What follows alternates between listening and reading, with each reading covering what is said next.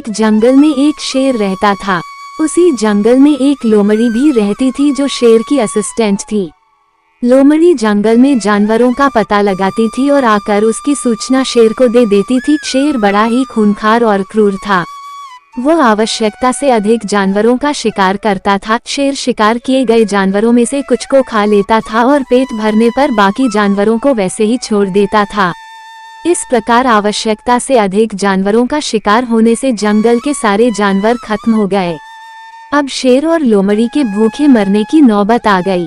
शेर ने लोमड़ी से कहा कि वो जाकर जंगल के आसपास दूसरे जानवरों का पता लगाएं जिससे शेर का और लोमड़ी का दोनों का पेट भर सके। उसी जंगल से कुछ दूरी पर एक बहुत बड़ी नदी बहती थी और नदी के बीच में एक बहुत बड़ा टापू था। उस टापू पर सारे शाकाहारी जानवर जैसे हिरन, खरगोश, बंदर, बकरी, भीड़ आदि सदियों से रहते थे। नदी से घिरा होने के कारण टापू पर कोई दूसरा बाहरी जानवर नहीं आ पाता था। लोमड़ी शेर की आज्ञा मानकर जानवरों का पता लगाने निकल पड़ी। उसे अपने जंगल में कोई भी जानवर नहीं मिला। थक हार कर लोमड़ी नदी किनारे बैठ गई। तभी उसकी नजर दूर बने टापू पर पड़ी।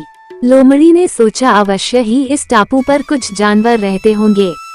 ऐसा सोचकर लोमड़ी तैरकर टापू पर जाकर देखती है तो वहाँ बहुत से शाकाहारी जानवर थे, किंतु कोई भी मांसाहारी अथवा शेर को चुनौती देने वाले देखकर लोमड़ी बहुत खुश हुई और अपने जंगल लौटकर उसने शेर को सारी बात बतलाई। लोमड़ी की बात सुनकर शेर बहुत खुश हुआ और उसने लोमड़ी को शाबाशी दी। दूसरे दिन शेर लोमड़ी के साथ उस टापू पर जानवरों का शिकार करने के लिए पहुंच गया। टापू पर शाकाहारी जानवरों को देखकर शेर के मुंह से लार टपक रही थी। उसने एक ही दिन में बहुत सारे जानवरों को मार डाला और कुछ जानवरों को खाकर बाकी जानवरों को छोड़ दिया। शेर लगातार 2 दिन इसी प्रकार शिकार किया। टापू के सारे जानवर शेर से बुरी तरह डर गए और सभी ने एक सभा बुलाई। सभा में शेर से बचने के उपाय पर चर्चा हुई।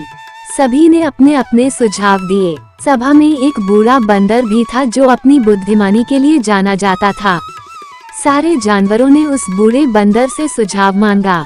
बूढ़े बंदर ने कहा, इस प्रकार अगर हम डरकर भागते रहे तो हम में से कोई भी नहीं बचेगा। हमें सूझबूझ के साथ इस शेर का सामना करना पड़ेगा। जंगल के दूसरे जानवरों ने बंदर से पूछा कि उनके पास शेर के समान ना तो बड़े दांत हैं और ना ही तेज नाखून, वह शेर का सामना कैसे कर पाएंगे। बूढ़े बंदर ने कहा, हमें आमने सामने की लड़ाई नहीं लड़ना है बल्कि युक्तिपूर्ण तरीके से शेर को खत्म करना होगा। जानवरों ने बंदर से आगे की योजना बनाने के लिए बंदर से कहा। सबके अनुरोध करने पर बंदर ने एक योजना बनाई जिससे बड़ी आसानी से शेर को मारा जा सकता था। जंगल के सभी जानवरों ने मिलकर एक गहरा गड्ढा खोदा और उस गड्ढे को घास फूस और पत्तियों से भर दिया, जो देखने में समतल जमीन की तरह दिखाई दे रहा था। शेर के आते ही सारे जानवर गड्ढे के सामने की तरफ चले गए।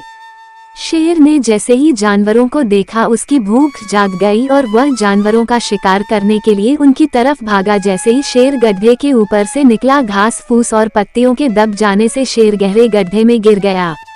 शेर ने और गड्ढे से निकलने का बहुत प्रयत्न किया, किंतु गड्ढा अधिक गहरा होने से लाख कोशिश करने के बाद भी वह गड्ढे से नहीं निकल सका। शेर के साथ साथ उसके पीछे भागते हुए लोमड़ी भी गड्ढे में गिर गई। भूख और प्यास से शेर और लोमड़ी दोनों की गड्ढे में ही मौत हो। इस प्रकार बंदर और जानवरों की चालाकी से उन्हें शेर से मुक्ति मिली और सभी जानवर पहले की तरह हंसी खुशी से रहने लगे।